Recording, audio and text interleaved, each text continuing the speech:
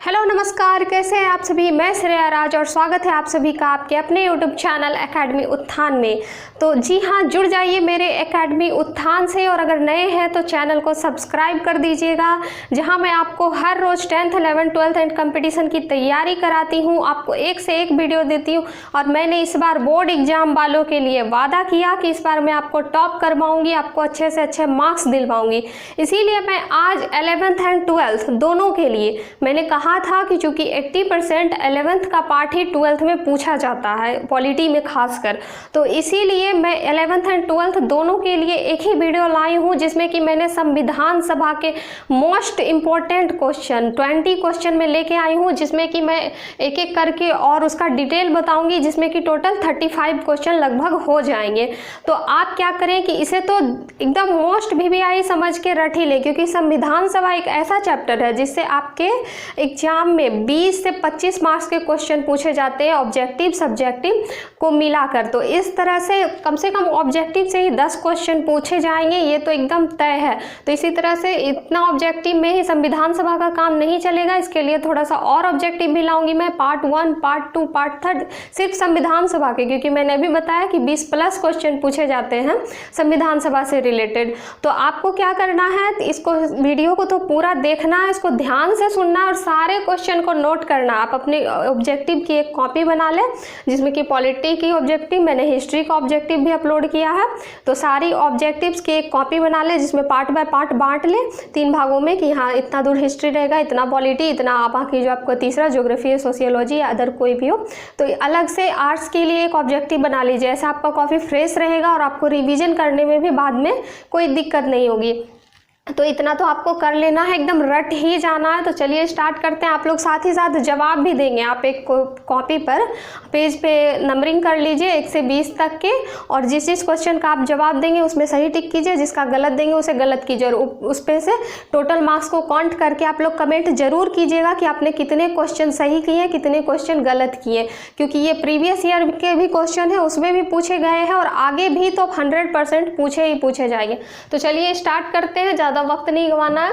तो संविधान सभा, पहले तो है कि संविधान सभा क्या है, ये मैं आपको बता देती हूँ। भारत में जब आज़ादी होने वाली थी, यानी भारत के जब नेता लोग या फिर जो भी क्रांतिकारी थे, वो जब भारत की आज़ादी के लिए लगातार क्रांति कर रहे थे, तो ऐसे में इटली, ये जो ब्रिटेन के लोग थे, उन्होंने कहा, ब्रिटेन के जो प्रधानमंत्री उस समय इटली थे, उन्होंने कहा कि आपको एक संविधान बनाने की भी ज़रूरत है। हम तो देश को आज़ाद कर देंगे, लेकिन आपको अपना एक संविधान बनाना होगा, एक ढांचा बनाना होगा, जिससे कि आप अपने देश को सुचारू रूप से चला सकेंगे। तो उसी संविधान को बनाने के लिए भारतीय और ब्रिटिश मिलके संविधान सभा का गठन किए और संविधान का निर्माण का कार्य प्रारंभ किए। चूँकि संविधान का निर्माण 1950 में पूरा हुआ, लेकिन उसके पहले ही संविधान जो लागू हुआ 1950 में, लेकिन उसके पहले ही 1947 में भारत आज़ाद हो गया और ब्रिटिश अपने देश को चले गए। तो उसके अलावा जो भी थे, इतने सारे क्वेश्चन छोड़ गए हैं आप लोग को पढ़ने के लिए, हमें पढ़ने के लिए। तो क्वेश्चन तो बहुत ज़्यादा जो भी है वो बहुत ईजी वे में मैं करा दूंगी, आपको याद हो जाएगा। और इसके अलावा आपका कंप्लीट कहिए तो बहुत अच्छे मार्क्स आने वाले हैं। इस बार आप ऑब्जेक्टिव में 50 में 50 लाएंगे। तो इस तरह संविधान सभा का निर्माण हुआ, इसके अलग अलग अध्यक्ष थे, अलग अलग सदस्य थे, बहुत सारी अनुसूचियाँ आई, अनुच्छेद आए, समितियाँ बनी, बहुत सब जो भी उसके मेंबर थे उनको अलग अलग नाम दिया गया, अलग अलग समिति दी गई। तो इस तरह से उन्हीं का हमें अध्ययन करना पड़ेगा। बहुत सारी बैठकें हुई, बहुत वर्ष लग गए बनने में संविधान को। तो चलिए स्टार्ट करते हैं। पहला क्वेश्चन, संविधान सभा का गठन किस योजना के तहत हुआ? बताइए, संविधान सभा का गठन किस योजना के तहत हुआ? तो आप क्वेश्चन को ध्यान से सुनिएगा और उसे नोट कीजिएगा, क्योंकि इसमें पूरा क्वेश्चन यहाँ लिख पाना संभव नहीं है कि संविधान सभा का गठन किस योजना के तहत हुआ।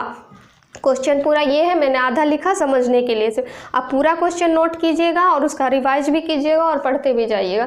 संविधान सभा का गठन किस योजना के तहत हुआ? कैबिनेट मिशन योजना। कैबिनेट मिशन नामक एक योजना था, जिसे कि ब्रिटिश ने भारत भेजा और इसी योजना के तहत संविधान सभा का गठन हुआ।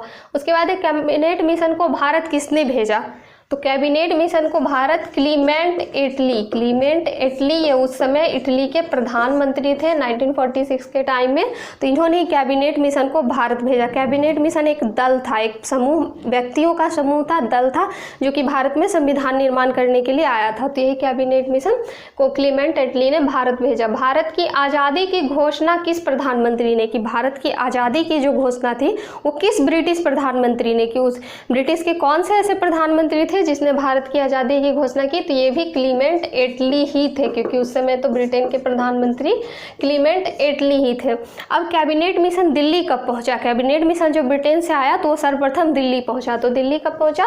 24 मार्च 1946 को कैबिनेट मिशन दिल्ली पहुंचा, 24 मार्च 1946 को। उसके बाद कैबिनेट मिशन के अध्यक्ष कौन थे? मैंने बताया कि कैबिनेट मिशन में बहुत सारे सदस्य थे, तो उनका एक मेन अध्यक्ष था और सदस्य था। तो मेन जो अध्यक्ष थे वो थे Pethick Lawrence.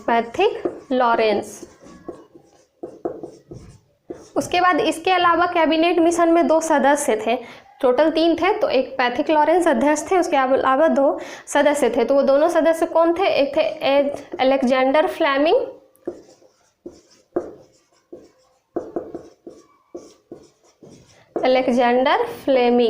Pethick Lawrence, Alexander Fleming और एक स्टेफोर्ड क्रिप्स। तो ये दोनों सदस्य थे, टोटल मेंबर 3 थे, ये दोनों सदस्य थे और एक अध्यक्ष थे पैथिक लॉरेंस, अलेक्जेंडर फ्लेमिंग और स्टेफोर्ड क्रिप्स, ये दोनों सदस्य थे कैबिनेट मिशन के। संविधान सभा के लिए चुनाव कब हुआ? अब जब कैबिनेट मिशन भारत आया तो उसने संविधान सभा के लिए चुनाव कराया, क्योंकि यहाँ तो बहुत सारे मेंबर थे जो संविधान सभा में भाग लेना चाहते थे, बहुत सारे क्रांतिकारी थे उस समय, तो इसीलिए चुनाव कराया गया था। चुनाव कब कराया गया? ये चुनाव कराया गया जुलाई 1946 ईस्वी में, चूँकि कैबिनेट मिशन 1946 में ही आया था मार्च में, इसीलिए जुलाई 1946 में संविधान सभा के लिए चुनाव कराया गया। अब ये संविधान सभा में कुल सदस्य संख्या कितनी थी? संविधान सभा जब बनने वाला था तो उसमें कुल कितने सदस्यों का चुनाव किया गया, कितने सदस्यों की संख्या थी? तो ये टोटल थी 389, कुल सदस्य संख्या 389 थी, 389। अब संविधान सभा की पहली बैठक कब हुई? चूंकि संविधान सभा का गठन हो गया, चुनाव हो गया, कैबिनेट मिशन आ गया, उसने अपना सारा काम कर दिया, तो अब पहली बैठक होनी थी, क्योंकि कोई भी चीज़ का निर्माण करने के लिए आप बैठक करते हैं। आपके घर में मान लीजिए कि कोई बड़ा काम होने वाला है, आपके किसी फैमिली की शादी होने वाली है या फिर आपका घर बनने वाला है, कहीं नींव डलने वाला है घर का, तो आपके पूरे परिवार मिलकर बैठक करते हैं, सलाह मशवरा करते हैं, एक दूसरे से बातचीत करते हैं। तो ये जो बैठक हुई संविधान निर्माण के लिए, ये पहली बैठक कब हुई? तो ये पहली बैठक 9 दिसंबर 1946 को हुई। 9 दिसंबर 1946 को संविधान सभा के लिए पहली बैठक हुई और इसमें अध्यक्ष बनाया गया। इसमें जो अध्यक्ष बनाया गया वो अस्थायी अध्यक्ष का मतलब जो परमानेंट ना हो, जो टेम्परोरी हो, मतलब आज है और कल नहीं भी रह सकता है। तो ये संविधान सभा की जो पहली बैठक थी इसमें अस्थायी अध्यक्ष बनाया गया सच्चिदानंद सिन्हा को बनाया गया, क्योंकि उस समय संविधान सभा में सबसे बुजुर्ग वही थे, सबसे बुजुर्ग मेंबर, सबसे बूढ़े मेंबर वही थे। और हमारे देश का तो ये कल्चर है, आपने 12th के सिविलाइजेशन एंड कल्चर चैप्टर में भी मैं बता रही हूँ और आपने भी पढ़ा होगा कि हमारे देश का कल्चर है कि बड़े बुजुर्गों का सम्मान किया जाता है। तो यहाँ चूँकि सबसे बुजुर्ग यही थे, इसीलिए इन्हें पहला अस्थायी अध्यक्ष बनाया गया। अब संविधान सभा की दूसरी बैठक कब हुई? 9 दिसंबर 1946 को पहली बैठक हुई, उसी के जस्ट 2 दिन बाद यानी कि 11 दिसंबर 1946 को संविधान सभा की दूसरी बैठक हुई और इसमें अस्थायी अध्यक्ष यानी परमानेंट अध्यक्ष बनाया गया। तो परमानेंट अध्यक्ष किसे बनाया गया? ये बनाया गया राजेंद्र प्रसाद को। परमानेंट बैठक राजेंद्र प्रसाद को बनाया गया 11 दिसंबर 1946 को। अब है एक क्वेश्चन, संविधान सभा में उद्देश्य प्रस्ताव कब लाया गया? ये उद्देश्य प्रस्ताव क्या है? ये एक तरह का ड्राफ्ट था, एक प्रस्ताव था जिसमें कि बहुत सारी चीज़ें लिखी थी कि संविधान में ये होना चाहिए, वो होना चाहिए। तो यही उद्देश्य प्रस्ताव, ये उद्देश्य प्रस्ताव ही बाद में जाके ये प्रस्तावना का रूप लिया, जिसे प्रेम्बल कहते हैं आप लोग, प्रस्तावना, जिसमें हम भारत के लोग भारत को एक संपूर्ण, ये जो लंबा सा एक ड्राफ्ट है, एक डाटा है, तो वो इसी उद्देश्य प्रस्ताव का नाम बाद में बदलकर प्रस्तावना कर दिया गया। तो संविधान सभा में उद्देश्य प्रस्ताव को कब लाया और किसने लाया? तो संविधान सभा में उद्देश्य प्रस्ताव को जस्ट 2 दिन बाद यानी 9 दिसंबर को पहली बैठक के बाद 2 दिन बाद दूसरी बैठक हुई। दूसरी बैठक के 2 दिन बाद ही 13 दिसंबर 1946 को पंडित जवाहरलाल नेहरू द्वारा उद्देश्य प्रस्ताव संविधान सभा में पेश किया गया, पारित किया गया।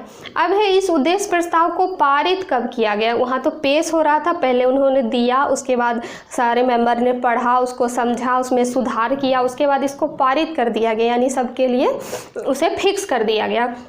तो ये जो संविधान सभा उद्देश्य प्रस्ताव को कब पारित किया गया? तो ये पारित किया गया 22 जनवरी 1947 को, 22 जनवरी 1947 ईस्वी को। चूँकि 13 दिसंबर 1946 को पेश किया गया था, इसलिए 22 जनवरी 1947 को इसको पारित कर दिया गया। अब यह संविधान बनाने के लिए मुख्य समिति कितनी बनाई गई थी? संविधान मैंने अभी बताया कि मेंबर थे, समितियाँ थी, अनुच्छेद थे, अनुसूची थी।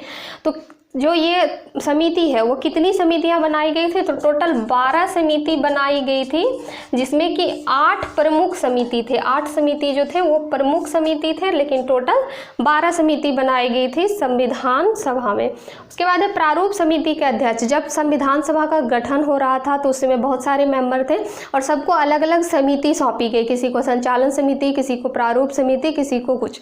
तो ये प्रारूप समिति के 2 अध्यक्ष थे वो 29 अगस्त 1947 को, संविधान बनते बनते वक्त लग रहा था, तो 29 अगस्त 1947 को भीमराव अंबेडकर को बनाया गया। भीमराव अंबेडकर को प्रारूप समिति का अध्यक्ष बनाया गया 29 अगस्त 1947 ईस्वी को।